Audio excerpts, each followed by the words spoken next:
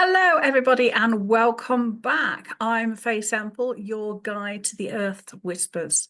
So today we're going to be exploring the enchanting blend of the fairy faith, quantum physics, and why sacred sites, things like stone circles and, even sacred rivers feel so alive. We're going to be weaving together science, living landscapes, and a divine consciousness. And I'm also going to draw on parapsychology, quantum theories, and some of my own reflections about why the landscape feels so alive and the place of sacred sites within that. So we're going to be looking at ideas around memory fields, the holographic universe, and this implicit spirit that flows through and beyond nature. So let's dive in. So as a child, I was brought up in really rural, remote Ireland, and there were lots of sacred sites in the area. So some were well known, some were marked on maps, some were more hidden. There was lots of mounds, the odd standing stone, piper's bushes, so sacred bushes, just sacred places, sacred springs, sacred wells. And I could see the subtle energy in the landscape, like lines of sort of almost like electrical current, but with a holographic nature to them, threading through the landscape, encircling people. It both permeates and surrounds everything. And it's sort of like whispered secrets, if you like, of this consciousness and life within the landscape that was unifying. And that led me really into studying geomancy, parapsychology, mysticism, all sorts of spiritual practices, which explore how our minds and how we as people interact with the Earth's forces. So, what we know now that research tells us that the pineal gland, often called the third eye, acts as almost like a quantum antenna, tuning into these environmental energies. So at sacred sites like Avebury stone circles or ancient fairy mounds, for instance, these energies surge, often because many sit near geological fault lines. And what studies show is that fault lines generate magnetic fields that stimulate the pineal gland, and that sparks quantum biological processes in the brain. So, in simple terms, your mind may shift into an altered state, perhaps vivid intuition, vivid visions, or sort of fairy like presences, where the earth's energy resonates most strongly. So, fairies then, they may be more than folklore, they could be our mind. Giving form to invisible conscious fields, patterns that weave our reality, that hold the shape and form for how things come into being into the real 3D world. They're almost like echoes of the other world. So sacred sites are really important in this. So here's a tip I want to give you.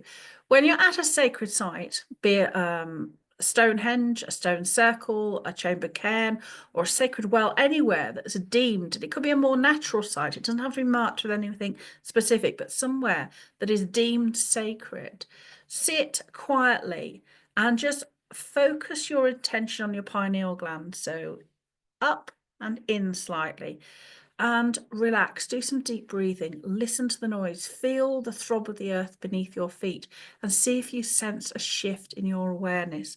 That is your pineal gland tuning into the earth's energy. And I want to take a bit of a jump because I want to dive into quantum physics. And we're going to look at David Bohm's implicate order, which sees the universe as like a hologram. And that all things are enfolded in a deeper hidden layer. This is what he calls the implicate order. Imagine it like an energetic blueprint that has no physical form or structure, but it is the blueprint for our physical experience. Now, sacred sites can be windows into this layer, windows from the physical world into the non-physical world, where these realities patterns become accessible to us. And this resonates, this also ties into things like Rupert Sheldrake's morphic resonance, which suggests that memory, nature holds a collective memory, connecting all things like stones, rivers and us to, through these invisible fields of energy. Now, these morphic fields, like Bohm's implicate order, could form this universal consciousness field that shapes our world. And, I think we feel that when we, go to places in the nature, like landscapes and rivers, they're vibrant, they carry stories, they carry memories of human and natural histories, and they sort of, their flow and the pulse of these places really is this same implicit, invisible energy field. It's alive with meaning, it's alive with spirit, it's alive with consciousness. So this is a sort of panentheistic view, really, where the divine permeates and transcends nature. And these fields of energy reflect a sacred consciousness. So fairies could be our way of our mind shaping this divine energy into forms that we can sort of have a conception of, that there's a humanoid. We can relate to that. We can see something we can connect to in that, rather than just a vague field of energy that permeates the cosmos. It's hard to have a conversation with those kind of things. So our mind shapes this energy into forms, these ethereal beings that guide us to these universal truths about the nature of life, creation, and our place in it. So philosophically, this asks really then, what is reality? I'm real, but that fairy is real. That stone is real and conscious. These forms of energy, these fields of energy are real. What is reality?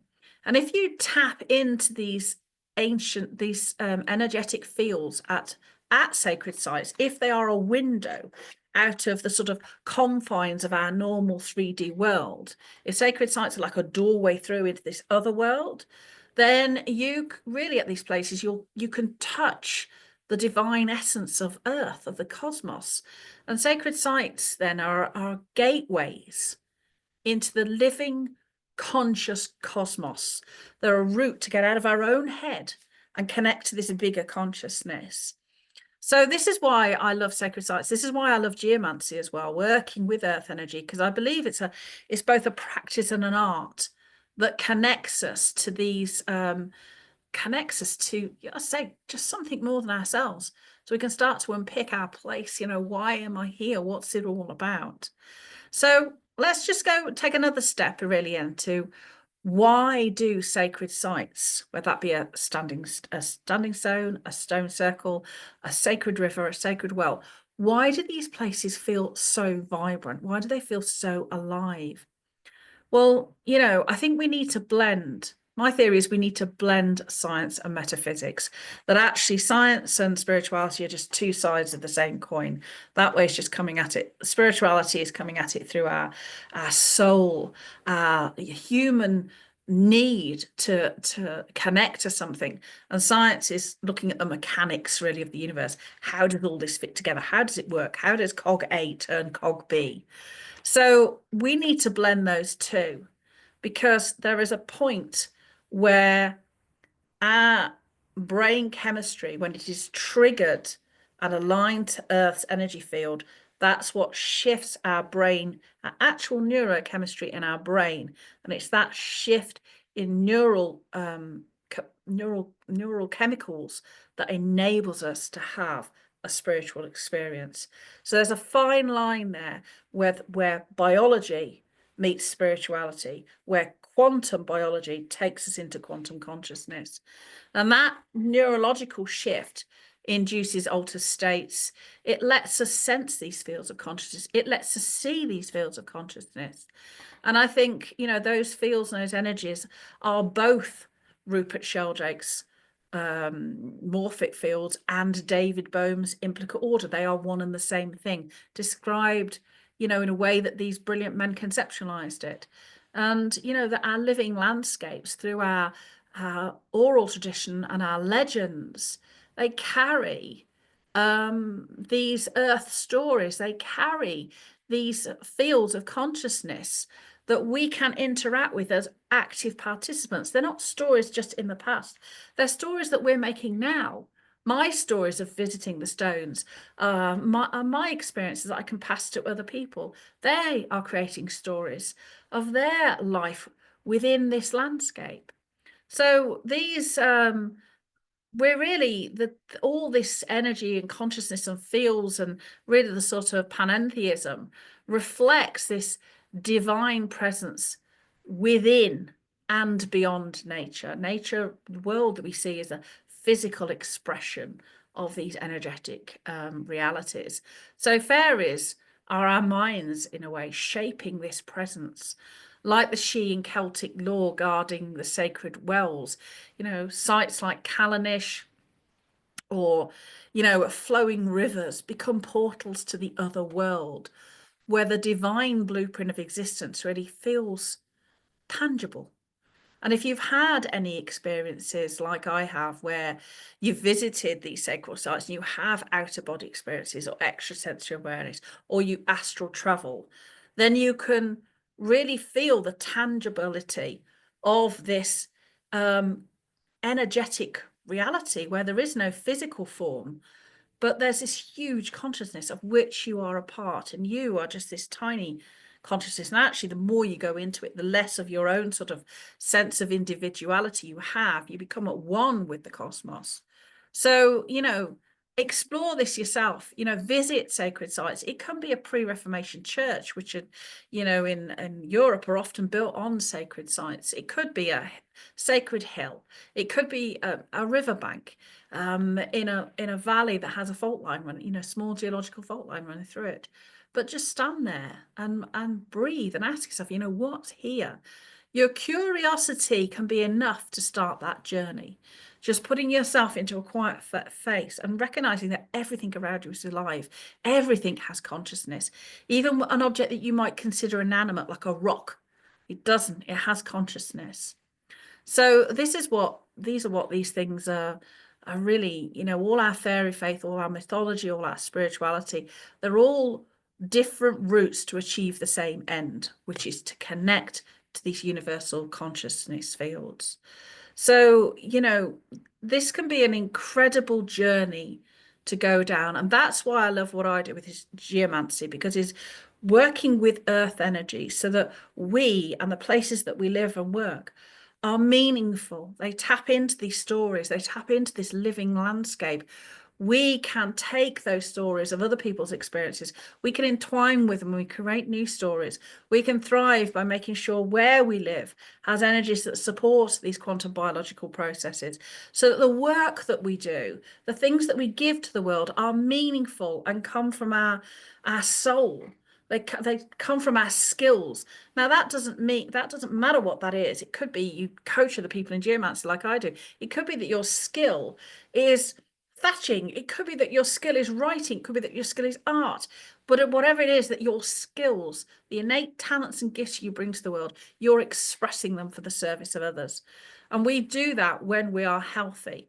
And to get healthy, we need to live in healthy environments. Healthy land creates healthy people. Healthy people create healthy societies. So this is what I love about geomancy. It taps into both the practical and the spiritual, the scientific and the otherworldly, so that we can fully enmesh ourselves in this living landscape, physically and spiritually. So it's a real journey.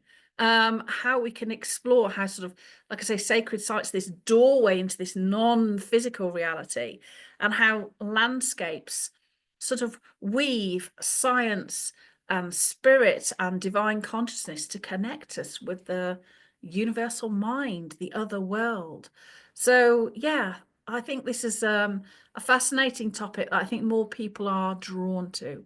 More and more people are drawn to these sites to feel something probably more real than we can often feel in our hectic, fast-paced, confusing, technical driven lives that are outpacing sort of human evolution. And we want something real, we want something still, we want to live in a place we love, we want to be able to nurture it, see it grow, be with it through the seasons of the year and the seasons of our lives. And I think geomancy is an incredible tool to enable us to root ourselves in our life, in the here and now, in the places where we live and we work, so we can thrive. And yeah, I would love to hear how you feel about the landscape. Do you feel it's alive? You know, share your comments about sacred places that you've been to, that you've had that sense of deep connection. You felt it thrum, you felt it alive and throbbing, you know, the landscape under your feet, or you've touched a stone, you felt the electrical current. I'd love to hear about it. And if you want some tools to support you, I've got some free guide below. There's a guide to dowsing, a guide to accessing the energy of your home, a guide to decoding the ancient secrets of our ancestors in the sacred landscape temples. So yeah, I look forward to seeing you next time. Until then, stay curious and keep listening to the Earth's pulse, and I will see you next time.